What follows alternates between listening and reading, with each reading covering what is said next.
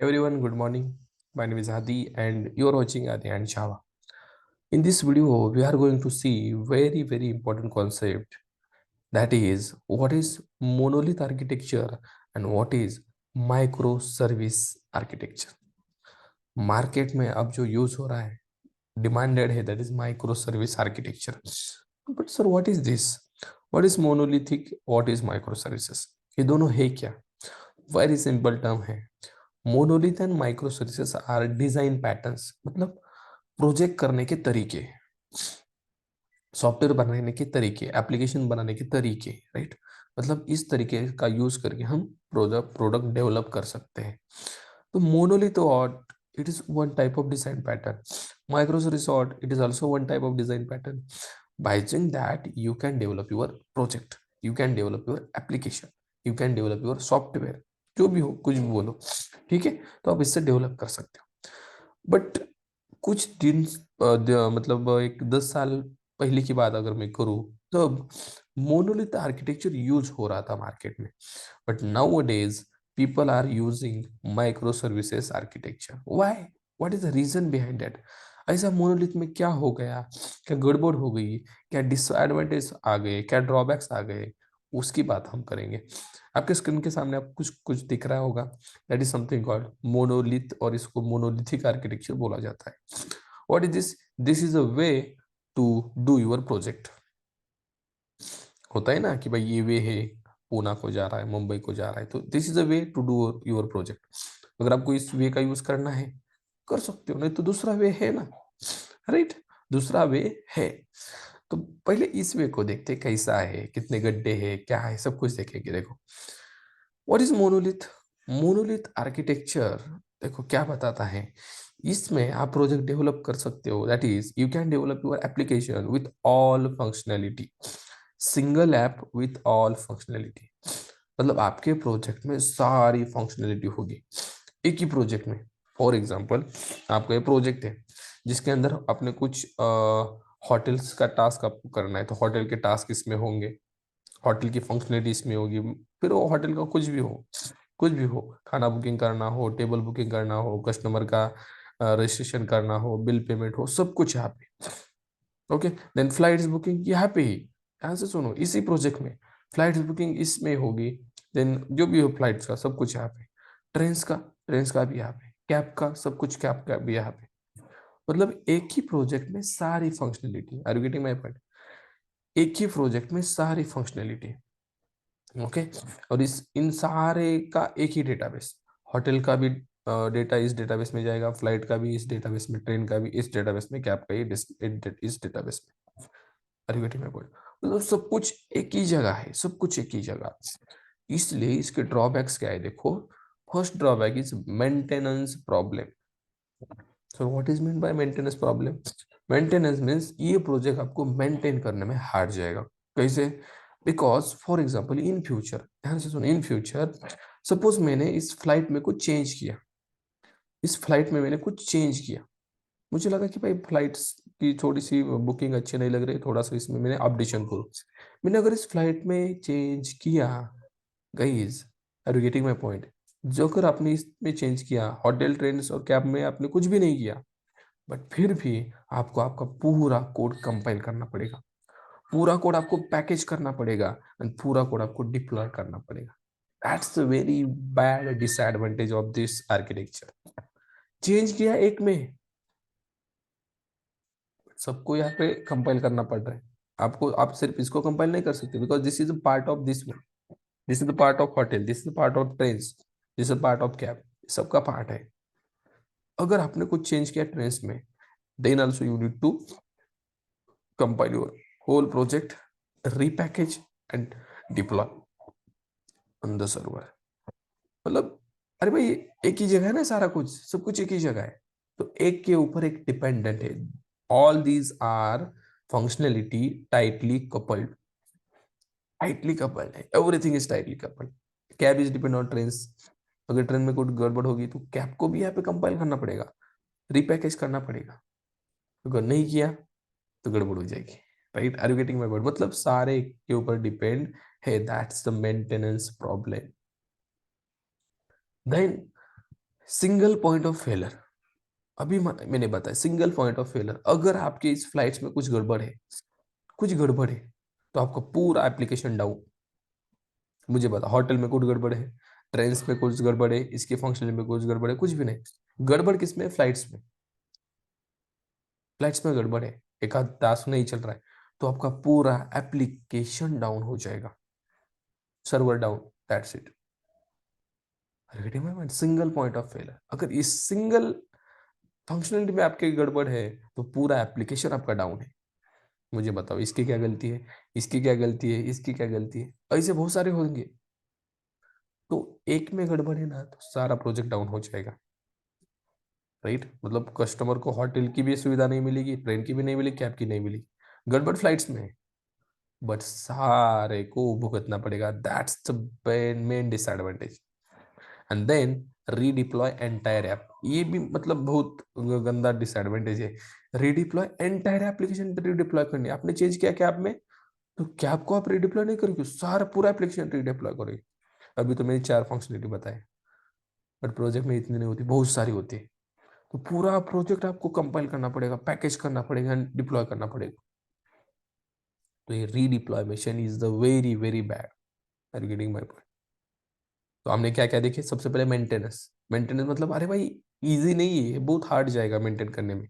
इसमें गड़बड़ हुई तो सारे को यहाँ पे क्या करो, चेंज करो, मतलब सॉरी कंपाइल करो, राइट। मेंटेनेंस बहुत हार्ड है, सिंगल पॉइंट ऑफ फेलर, एक मिनट गड़बड़ हुई तो पूरा सर्वर डाउन, राइट। रिडिप्लॉय मतलब क्या, पूरा एप्लीकेशन आपको रिडिप्लॉय करना पड़ेगा हर बार अगर किसी एक में भी गड़बड़ हुई तो, राइट। और इन सारे का डेटाबेस कौन सा है? एक ही डेटाबेस है।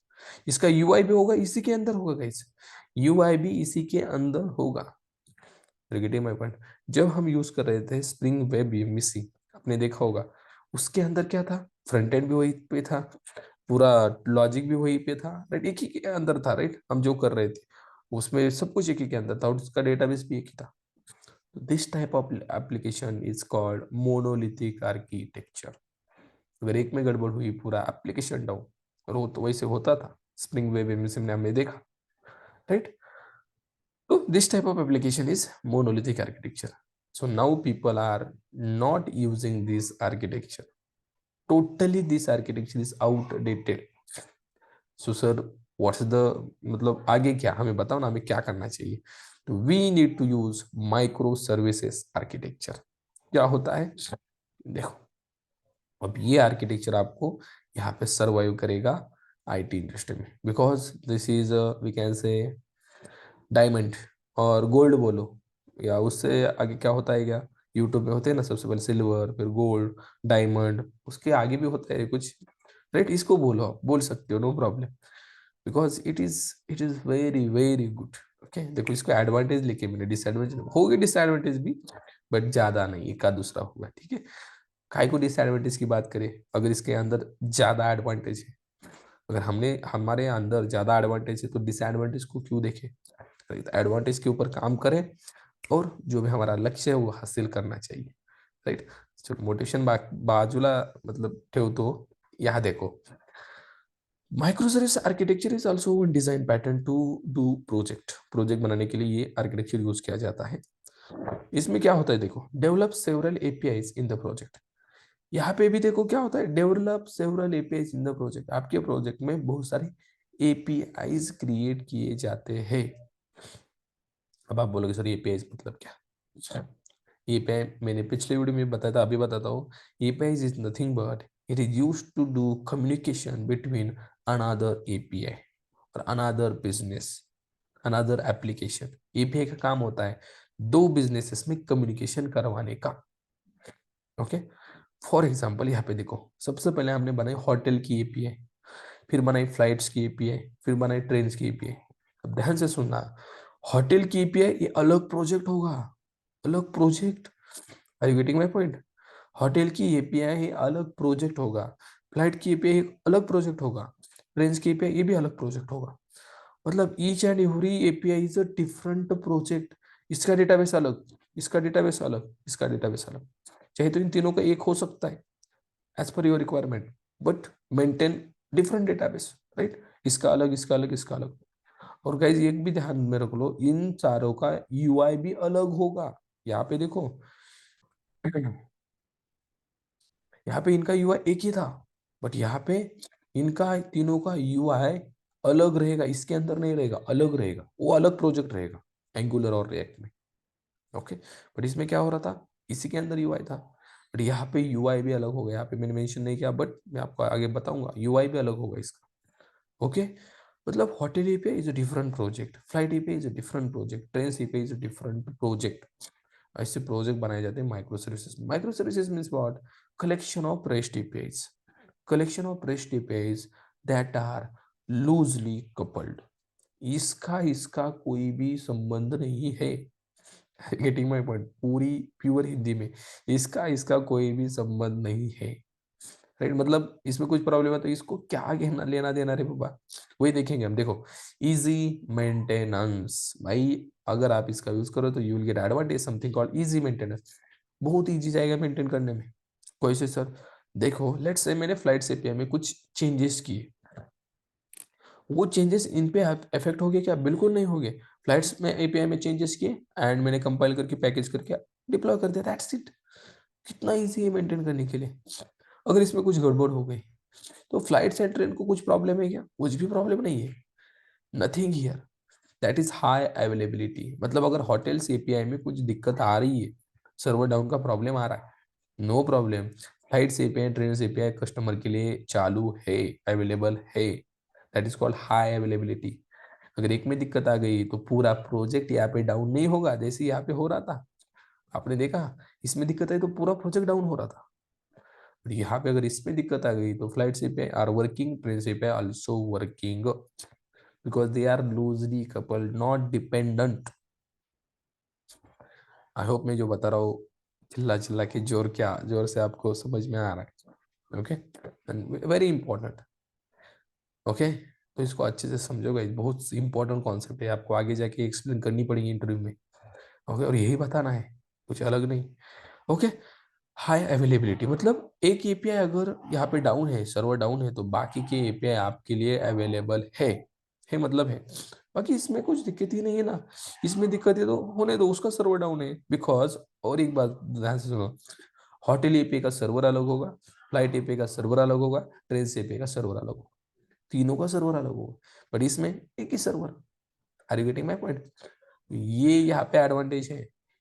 देन फास्ट डेवलपमेंट, अरे डेवलपमेंट तो फास्ट होगी ना, डेवलपमेंट बिल्कुल फास्ट होगी। वाई? देखो, कस्टमर ने आपको बोला भाई मुझे होटल एपीआई की फास्ट मतलब रिक्वायरमेंट है, बना दो। होटल एपीआई का डेवलपमेंट किया, पैकेज डेवलप, खत्म। इसको डेवलप किया, पैकेज किया, सर्वर डिप्लॉय कर दिया, खत्म। मतलब डेवलपमेंट कितनी फास्ट है। इसको रुकना है क्या इनके, मतलब भाई फ्लाइट्स का होने दो, ट्रेन का होने दो, फिर हम तीनों एक साथ डिप्लॉय करेंगे? नहीं, इसका डेवलपमेंट हो गया डिप्लॉय, इसका हो गया डिप्लॉय, इसका हो गया डिप्लॉय। मतलब कोई भी एक दूसरे पे ऊपर डिपेंड नहीं है। डेवलपमेंट फास्ट होगी एंड डिप्लॉयमेंट फास्ट होगी। क्विक रिलीजेस, वही बताया मैंने अभी, राइट। डेवलपमेंट हो गया, इसका रिलीज कर दो, डिप्लॉय कर दो, कस्टमर को दे दो, भाई हो गया इसका काम, इनका काम बाकी है बट इसका काम हो गया, दे दो। ओके, एंड सबसे important, technology independence. Sir what is actually technology independence? Technology independence मतलब क्या? Train API in the case लिखी होगी जावा में, फ्लाइट एपीआई लिखी होगी पाइथन में, होटल एपीआई लिखी होगी डॉट नेट में। ऐसा है क्या तीनों एपीआई मतलब जावा में लिखी है? नहीं, ट्रेन एपीआई लिखी होगी जावा में, flight API Python, hotel API dot net. Technology independence कौन सी भी लैंग्वेज में लिखी होगी? ऐसा है क्या सिर्फ जावा में रेस्ट एपीआई लिखी जाती है? नहीं, कोई सी भी लैंग्वेज में आप माइक्रो सर्विसेज रेस्ट एपीआई लिख सकते हो, डेवलप की जा सकती है।